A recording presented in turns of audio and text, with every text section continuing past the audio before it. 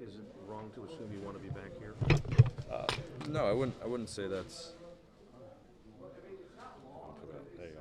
I wouldn't say it's wrong to assume that. Like I said, I love it here.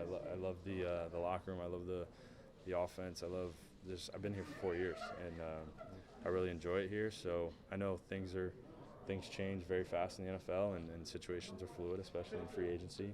So obviously prepared for whatever happens, but just that's the kind of the approach I'm taking is just kind of sit back and see how it all plays out. How confident are you that you'll contribute somewhere in the future in some place? I do think that I've shown the ability to do that, and that's what I believe in my heart. Whether other 32 teams believe that, we'll wait and see. But I know what I believe, and I believe that I can get that done. Mike, during your exit meetings, did they express an interest in having you return?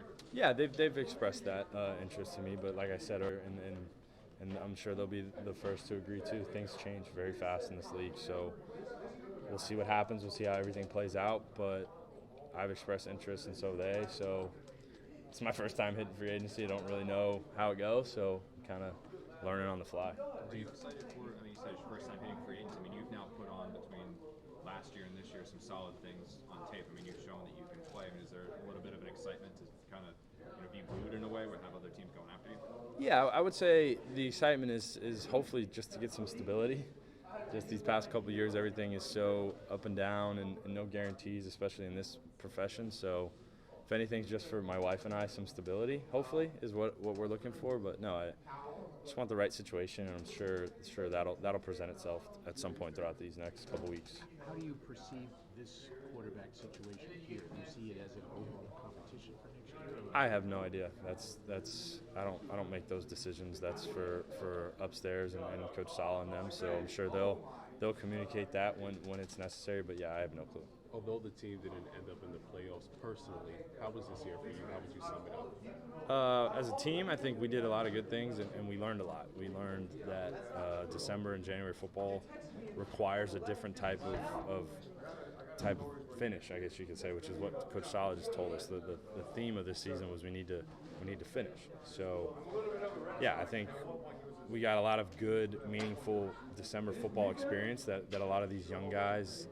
that haven't experienced it, myself included, that can learn from and draw on and hope to build on next year.